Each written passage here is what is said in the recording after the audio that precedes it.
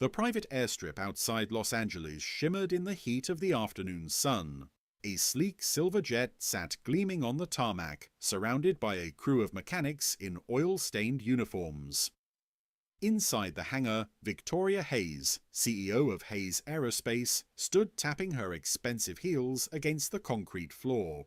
Victoria was the kind of woman who drew attention wherever she went, mid-40s, immaculately dressed, and known for her ruthless efficiency. She had built her company from the ground up, turning it into one of the most successful aviation firms in the country, but success had hardened her. To her, people were either useful or in the way.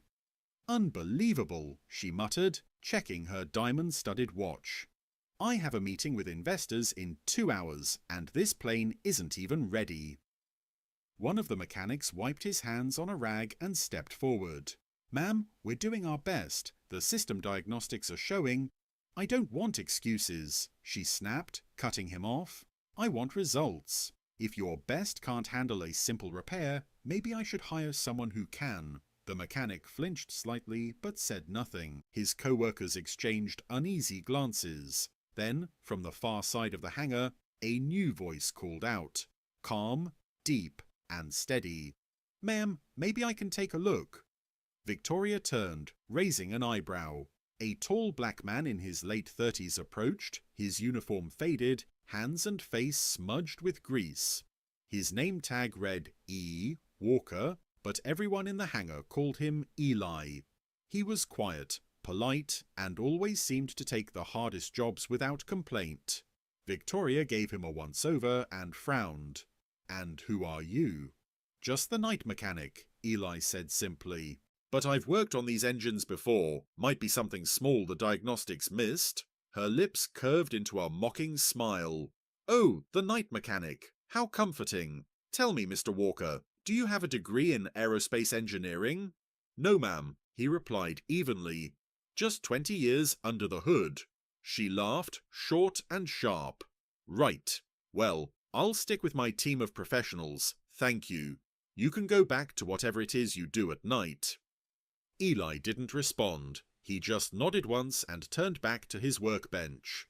The younger mechanics avoided his gaze, embarrassed for him but too afraid to speak up. Victoria sighed dramatically. "I swear, I'm surrounded by incompetence." And with that, she stormed out of the hangar toward her waiting SUV, leaving behind a crew who now worked twice as hard just to avoid her wrath. Hours later, as the sun began to set, the crew gave up.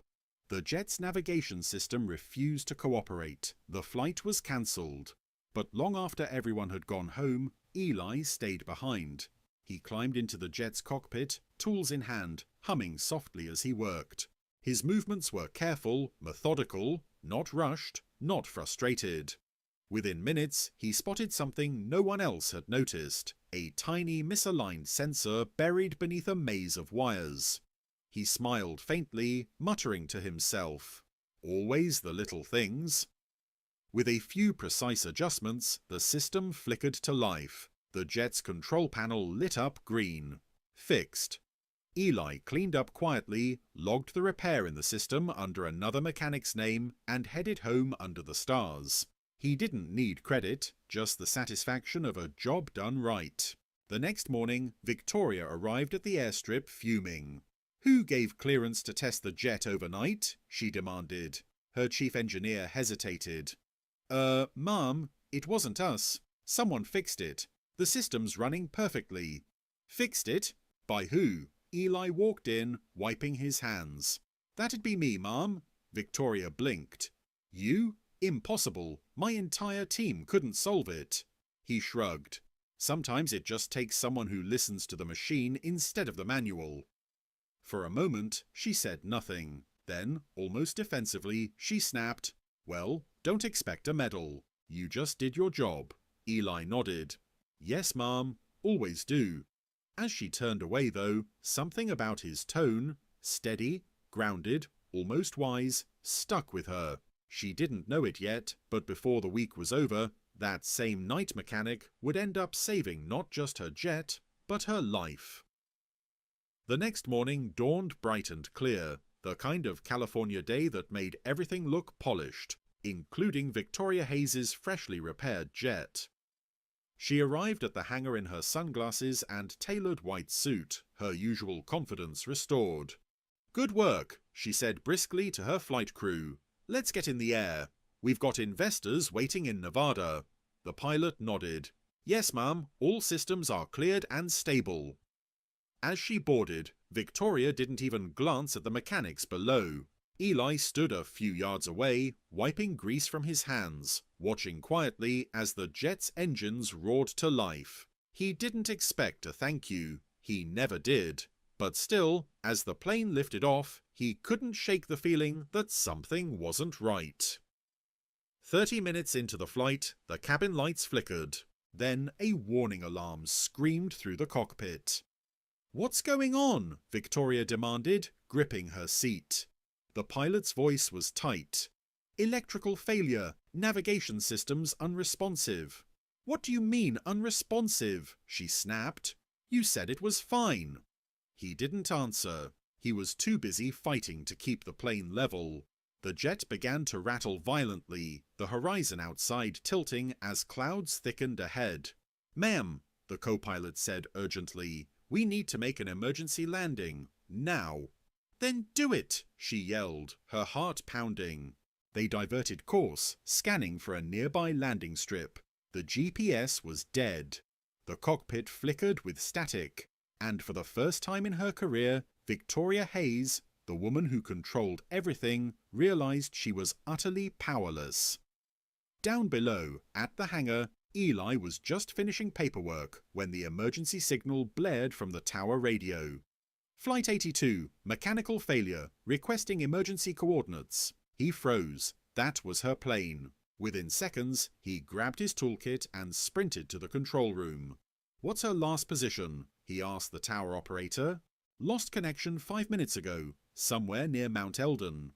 Eli's mind raced. The electrical system. It had worked fine during his test. Unless... "The backup relay," he said suddenly. If it overheated mid-flight, it'd trigger a full navigation shutdown. He turned to the operator. "Get me a line to the cockpit. Now." In the air, Victoria sat gripping her armrest as the jet shuddered. "Mayday, mayday!" The pilot's voice crackled through static. "This is Flight 82. System failure." Then, through the radio, another voice broke in. Calm. Familiar. "Flight 82. This is Eli Walker from the maintenance hangar. I know what's wrong." Victoria's eyes widened. "Him?" Eli's voice was steady, low, reassuring. "Your backup relay is overheating and locking the circuit. You'll need to bypass it manually. Pilot, panel 3, lower left corner. Pull the yellow fuse, not the red." The pilot hesitated. "Are you sure? That could—" "Trust me," Eli said firmly. "Do it now, or the circuit fries completely." The pilot exchanged a look with Victoria, then followed the instructions. For a heartbeat, nothing happened. Then the alarms stopped. The lights steadied. The navigation screen flickered back to life. "Systems online," the co-pilot breathed, stabilizing altitude. Victoria sat frozen, staring at the radio. "You saved us," she said softly. Eli's tone stayed calm. "Just doing my job, ma'am, but you're not clear yet. Head for the nearest landing strip. Grid 47B. I'll guide you in." 20 tense minutes later, the jet touched down safely on a rural airfield.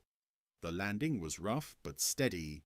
When the wheels hit the ground, Victoria exhaled a breath she hadn't realized she'd been holding. As the engines powered down, she sat in stunned silence, replaying everything. The alarms, the panic, and that voice, calm, patient, the same man she had mocked less than 2 days ago. She stepped off the plane slowly, her heels crunching against the dirt runway. "Contact the hangar," she told her assistant. "Tell Mr. Walker I want to see him. Tonight."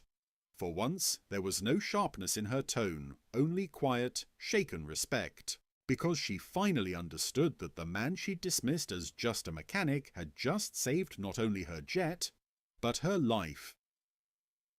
That evening, long after the sun had set, the hangar lights glowed against the quiet tarmac. The storm had passed, leaving the air cool and still. Inside, Eli Walker sat at his workbench, methodically tightening a bolt, pretending not to notice the sound of approaching heels echoing off the concrete floor. Victoria Hayes stepped into the hangar, her white suit replaced by a dark coat, her face pale and drawn. She had come straight from the emergency landing, still shaken but too proud to admit it. For a long moment, she just watched him. The same man she had dismissed days ago. The night mechanic, the one she had mocked without even looking him in the eye. Now she couldn't stop looking at him. Eli finally glanced up, breaking the silence. "Evening, Ma'am." She took a deep breath. "Mr. Walker," he nodded, wiping his hands on a rag. "Glad you made it down safe." Her voice faltered. I came to thank you." He tilted his head slightly, not mocking, just patient. "Didn't need to. You'd have done the same." She frowned. "No," she admitted quietly. "No, I wouldn't have." The honesty in her voice surprised them both. "I owe you my life," she continued, stepping closer. "And I also owe you an apology. What I said to you, the way I treated you, it was unacceptable." Eli looked at her for a moment, then set down his wrench. "You are having a bad day. Happens to everyone." "No," she said firmly. "It wasn't just a bad day, it was arrogance. I looked at you and saw someone beneath me. And then you turned out to be the only person who could save me." He smiled faintly, a mix of kindness and weariness. Machines don't care about titles. They listen to the ones who listen to them. She nodded slowly. "You knew exactly what was wrong when no one else did." "How?" He shrugged. "Experience, and a little instinct. You spend enough nights fixing engines in the dark, you start to hear what they're trying to tell you." There was silence for a moment. The soft hum of the lights, the distant sound of a plane taking off. Then Victoria said quietly, "You've worked here how long?" 17 years, he said. "Started sweeping floors when I was 21, worked my way up." Her brow furrowed. 17 years? You should be leading maintenance operations, not working nights." Eli chuckled. "I tried that once. Didn't like the meetings. I like fixing things, not talking about fixing things." That made her laugh. A real laugh. The first in days. "I understand that more than you think." They walked along the jet together, the soft light reflecting off the metal. "You know," Victoria said, "this plane nearly killed me twice. First my pride, then my ignorance." Eli smiled. "Sounds like it taught you something then." She looked at him, eyes thoughtful. "Yeah, that sometimes the smartest person in the room isn't the one in the suit." He didn't respond, but she could tell he appreciated it. "I want to make it right," she said finally. "You deserve recognition, a promotion, at least. Your instincts, your skill, they saved my life and my company." Eli shook his head slowly. "You don't need to do that. I don't fix things for rewards." "I know," she said. "That's exactly why you deserve it." He looked down, humbled. "Thank you, Ma'am." "Call me Victoria," she said softly. They shared a quiet smile, two people from different worlds, finally meeting on equal ground. As she left the hangar, Victoria paused at the door. "Eli," she said, turning back, "I used to think success was about being untouchable, but today I learned that sometimes the people we overlook are the ones holding everything together." He nodded. "That's the thing about engines, ma'am. The small parts matter most." Her smile widened just a little. "You're not talking about engines, are you?" Eli just grinned. "Maybe not." And as she walked back to her car under the night sky, Victoria realized she wasn't just leaving the hangar. She was leaving behind a version of herself, the one who thought power came from control. Now, for the first time, she understood. Real power came from respect. The next morning, the hangar buzzed with unusual energy. Word had spread fast. The CEO herself was coming down to the floor to meet the mechanics. For most of them, it was unthinkable. Executives like Victoria Hayes didn't visit the hangar. They looked down from offices made of glass, far above the smell of oil and metal. But that morning, Victoria arrived not in heels or her usual tailored suit, but in jeans, sneakers, and a company jacket. She looked almost out of place, yet somehow more real than anyone had ever seen her. As she stepped inside, all eyes turned toward her. Eli was standing near a half-dismantled turbine, head down, working quietly as always. When he saw her, he straightened, wiping his hands on a rag. "Morning, Mum," he said, polite as ever. "Morning, Eli," she replied, smiling faintly. "Do you mind if we talk?" The other mechanics pretended not to stare, but failed miserably. She motioned toward the corner of the hangar, where it was quieter. When they stopped, Victoria took a deep breath. "I've been thinking about what happened, about how close we came to losing everything, and how you handled it." Eli shrugged lightly. "Just did my job." She shook her head. "No, you did far more than that. You saved my life, you saved my plane. And if I'm being honest, you taught me something I should have learned a long time ago. That real expertise doesn't come from titles or money. It comes from people who care enough to pay attention." Eli looked at her curiously. "So, why are you really here, Mom?" She smiled, a little nervous now. "Because I want to offer you something, a new position, head of field maintenance. You'd lead the training and diagnostics for all our repair teams, not just here, but at every Hayes Aerospace site across the country." His brow furrowed. "You're serious?" "Completely," she said. "You're the best mechanic I've ever met, and I don't say that lightly. You see things others miss, not just in engines, but in people. I need that kind of leadership in my company." Eli hesitated, caught between disbelief and humility. "Ma'am, I'm not exactly a corporate guy. I don't wear ties. I fix things." Victoria smiled softly. "Then that's exactly why you're perfect for it. Because this company doesn't need more people in ties. It needs people who fix things." For the first time in years, Eli didn't have an immediate answer. He looked down at his rough, calloused hands, the ones that had spent half his life gripping wrenches and wires. Then he nodded slowly. "If you're sure, I'll do it, but on one condition." Victoria raised an eyebrow. "What's that?" "I want to bring in apprentices, young folks from the neighborhoods I grew up in.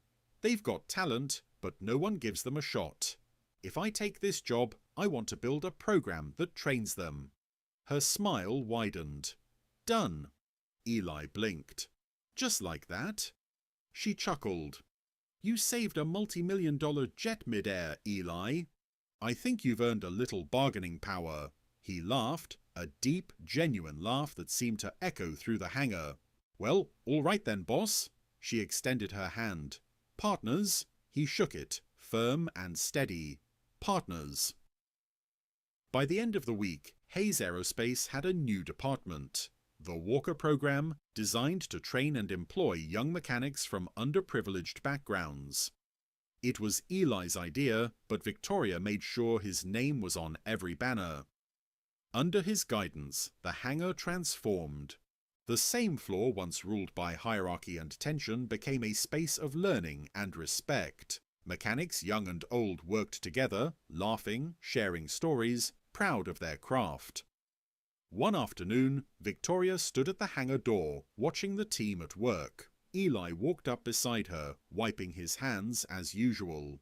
"Hard to believe," she said quietly, "that just a few weeks ago I barely knew your name." He smiled. "Hard to believe you're standing here without yelling at anyone." She laughed. "Don't push it." He grinned. "Fair enough." They stood together in companionable silence as the jet engines roared to life, a sound that now felt less like noise and more like harmony. For the first time in years, Victoria Hayes didn't just see success reflected in polished steel or investor charts. She saw it in people, in hands that built, minds that learned, and hearts that cared. And as the hangar lights flickered against the sunset, she realized that sometimes the person you once looked down on ends up teaching you how to rise higher.